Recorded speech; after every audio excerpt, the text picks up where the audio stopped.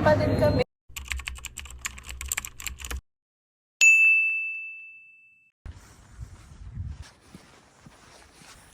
Hi everyone! Good morning! Happy Friday sa inyong lahat!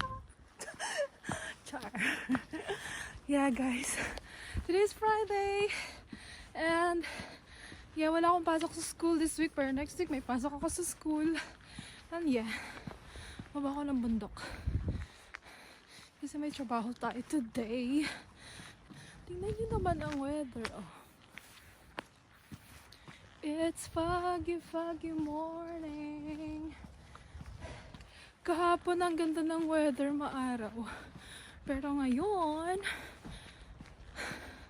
foggy, pero hindi naman masyadong malamig. Carry lang. Diba? Para ka nasa Baguio.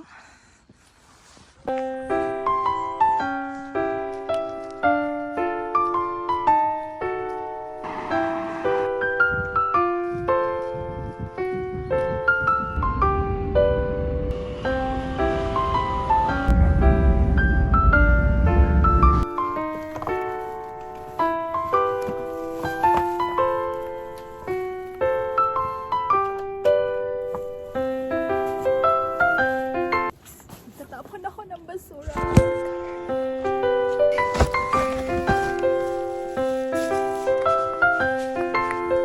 Guys, it's 6 in the evening na. Tatapon lang ako sa gitang basura. Tapos na ang ating Friday.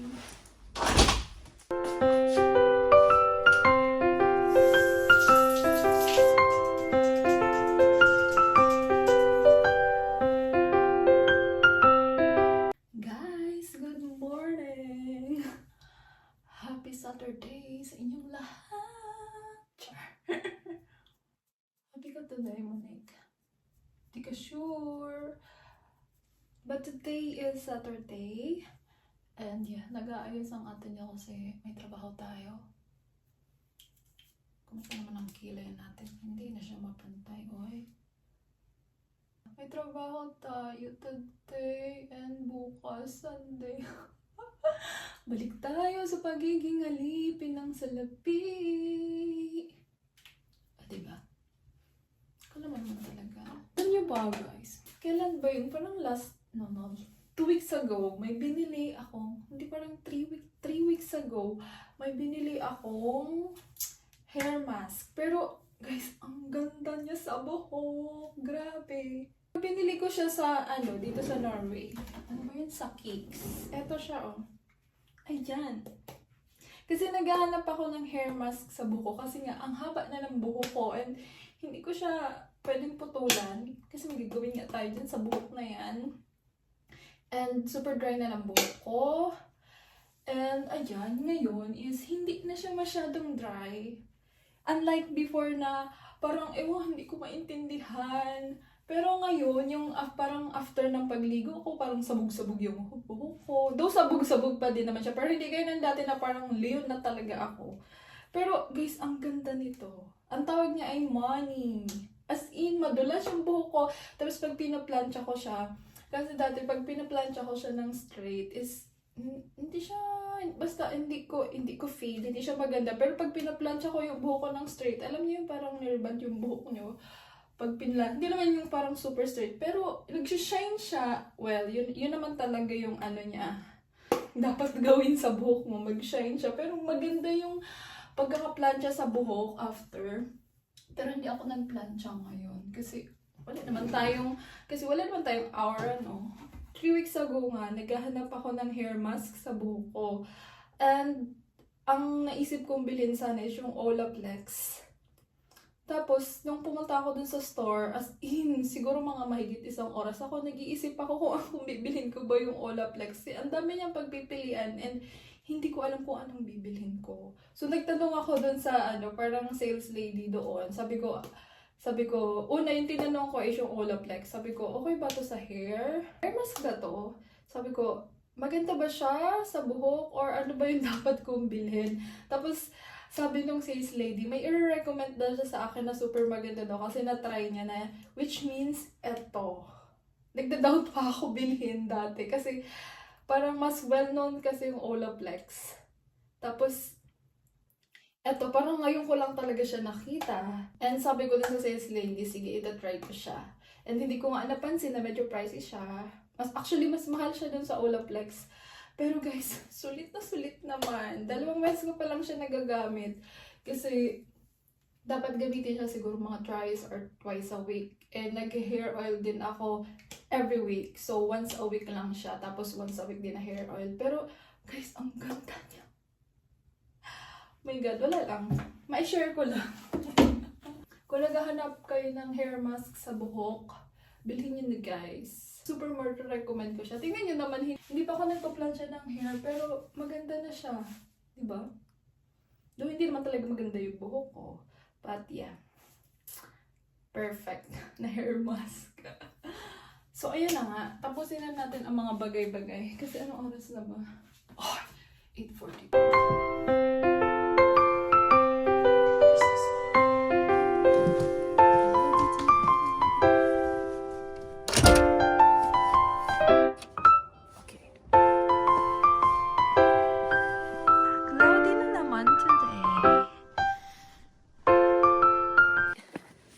Parang mali yung suot ko. Malamig pala. Bakit naka-long sleeve naman ako? Pero baka mamaya hindi na malamig. Ngayong umaga lang.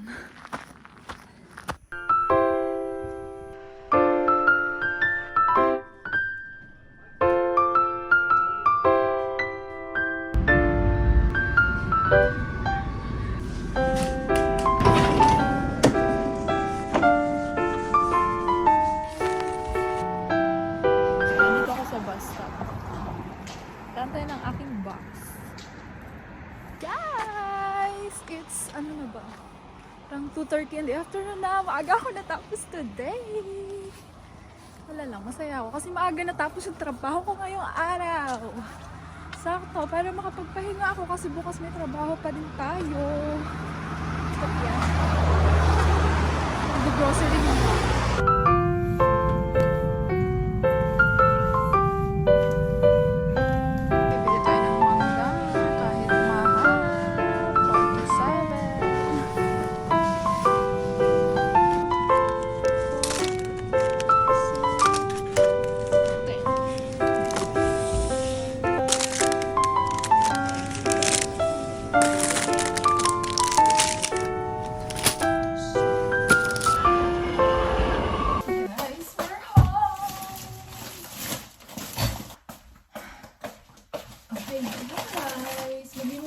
Akala mo naman talaga ang dami kong pinabili. Ito naman pinabili ko.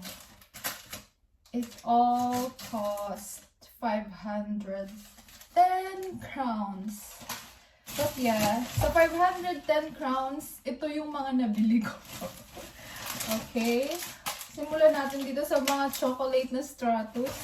Bumili ako ng 10. Dahil may gagawin tayo dito. Diba? Bili mga suke. Charles. Okay, 10 niyan. And then yung ice cream natin, bumili ako. Hindi siya to lang. 2 ice cream. Ikit natin sa fridge. Ayan. Bumili lang ako ng ganong ice cream. Kasi kapag yung malakihan na, usually binibili ko yung Ben & Jerry's ba yun?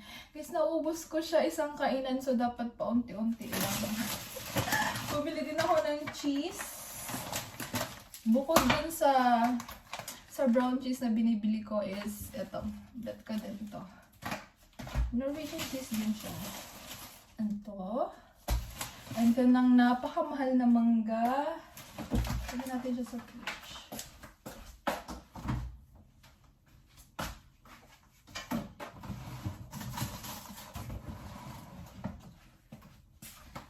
Okay, nabili din ako ng chicha, Doritos. And then ito, soda, na solo. Tapos, ito. Restaurante na pizza. Guys, wala akong ibang binibiling pizza kundi ito lang. Dahil, nag-try ako ng ibang pizza yung like parang pepperoni na ganito yung frozen siya. Nagsusugat yung ngalangal ako. Hindi ko alam kung bakit or dahil super salty lang siya. Pero ito, masarap. Cheese, tomatoes, tsaka pesto lang yung kanyang topping. So, yun lang naman yung ating grocery haul. Mini grocery haul. So, ano na, Monique? Okay, so magluluto tayo ng dinner. Ano yung pork ko? Hindi na akong pork dito. Naisip ko, magluluto ako ng anong tawag doon? Pork binagoongan. Pero wala akong ginger, I think. Wala. Kalimutan ko bumili ng ginger. Ay, magpo-pork binagoongan pa ba ako? Or mag-adobo ako? Or i-push natin. Sige na, kasi nagkikrave ako ng pork binagoongan, guys. But the thing is, good luck sa kwarto ko. Mangangamoy siya for sure. Oh my God. Sige na lang, kasi parang wala naman tao sa taas. Hindi nila maamoy. My God, sige na nga, mag-pork binagoongan tayo. Okay na ba yung pork natin? Let's see kung kakayanin siya ng kandila natin. My God. That's the reason why I don't cook ng mga mostly ng mga Filipino food dito sa kwarto kasi sobrang maamoy. Ayaw nating matulog na amoy ulam yung kwarto natin. Kaya medyo naiintindihan ko na yung mga puti na kapag naamoy nila na maamoy yung bahay, amoy ulam. Hindi talaga siya maganda pala talaga. Mas maganda pa rin yung amoy fresh yung iyong bahay. Siguro, once in a while, magluto ka ng yung super nagkikrave ka talaga. Pero kung everyday ako magluluto ng ulam, my God, wag na lang. Yung mga yung mga hindi masyado maamoy lang na food ang niluluto ko. Kasi ayaw nga natin ng mabahong kwarto. Hindi naman yung super mabaho. Pero, syempre, gusto naman natin matulog tayo na fresh yung kwarto natin. Na hindi amoy pagkain. Ay, ano ba? Magbinagoongan ba? Sige na lang. Hindi ko ba?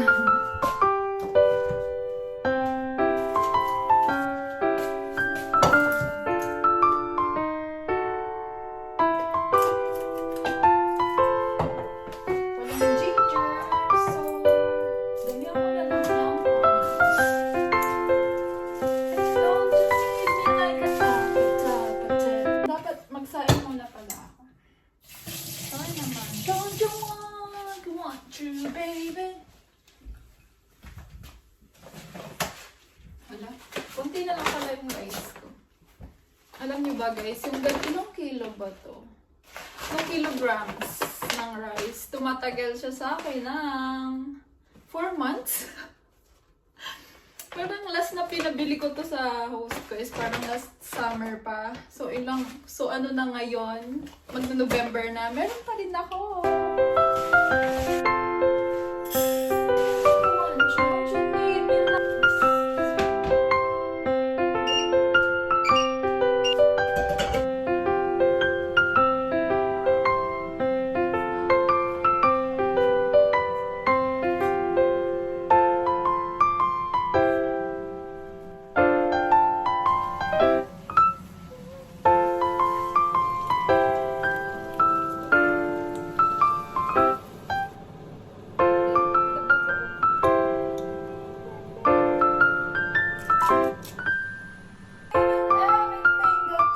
Guys, luto ng ating binagoongan. Look at that.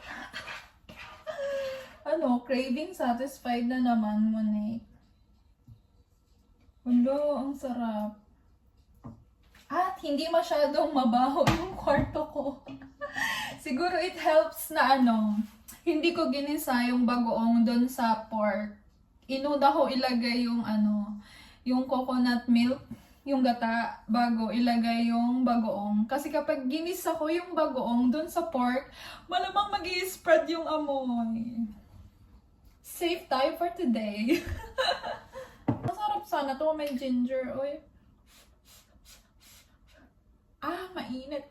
Gutom na ako.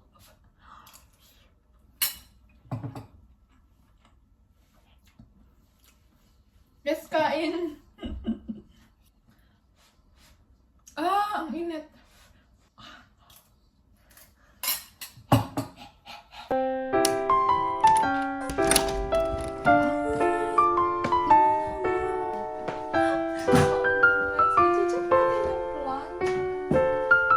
Ako lang ba yun? Alam niyo ba, guys? Kapag gumagamit ako ng hair iron. Hi guys! Happy Sunday everyone! Guys, foggy na naman. Tingnan nyo. Cloudy. But yeah guys, mabalik tayo dun sa hair iron ko. Binalikan ko siya. Buti na lang naalala ko today. Ako lang ba? Ako lang ba yung nag-overthink kapag gumagamit ng hair iron? And then, yung nasa labas ka na ng bahay, ang layo na ng narating mo.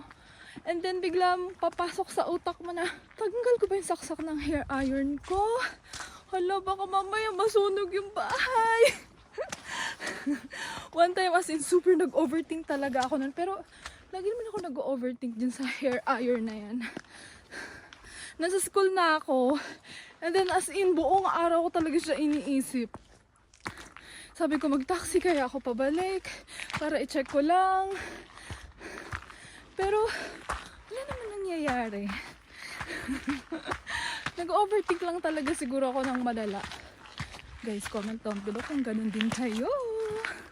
Yeah. Bababa ako ng bundok today kasi may trabaho ako. And after is, mag-church din ako. And, ayan. Mamaya na lang ako mag-ayos. Hihingal na naman ako. May pasok na ako bukas sa school. Ayoko na. Kaya pa ba, Monique? Konti na lang. Isa na natin.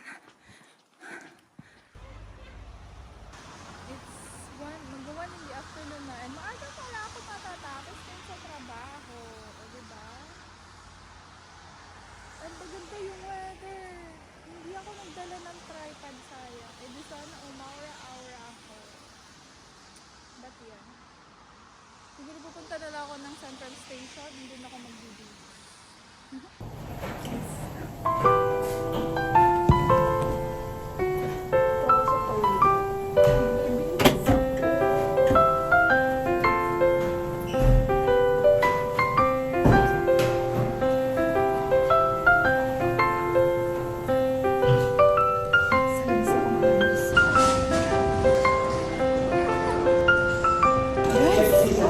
Transform na ako. Tada! Andito ako sa Central Station. Inaantay ko sila Ate Rose. Kanina mukha tayong dugyot. Ngayon, pretty. Kakain muna ako. Mamaya pa sila. Nagugutom na ako. Lock the store, how to make?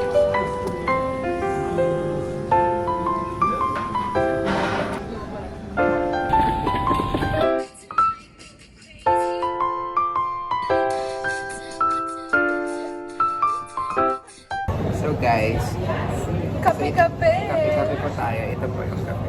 Wala. Mukha.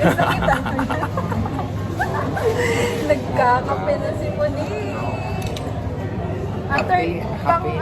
Third time ng kape ko to this year. Ay, I'm so proud of myself. Keep it up. Coffee lover na ba? Gawin mo na tayo. Hindi naman inayos Wala. natin yung drawing. Hello, for the drawing, 4 out of 10. Heart sana siya. Daw. Hindi meant for you. Kasi kayo no, ako naman.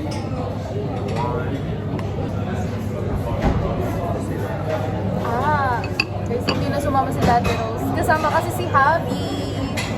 So kami na lang. May mga kilala. Mga friends mo? So, sa church lang din. Sa FIC. So guys, Wala. Pretty pa din kami. Pretty pa din. Init? Mainit? normal. Ay, akala ko malamig yung ulo. Mali.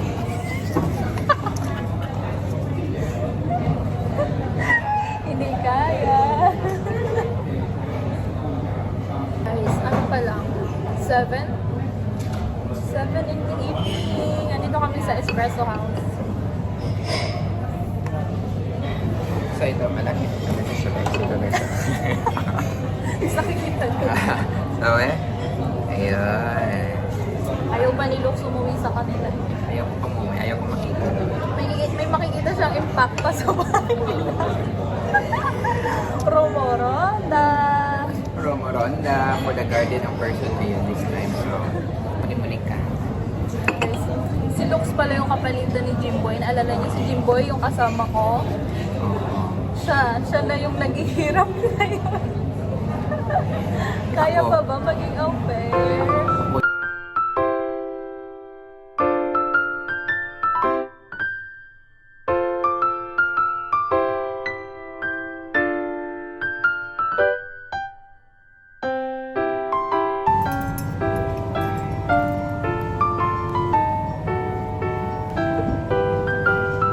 Let's go! Magsasara na yung Espresso House.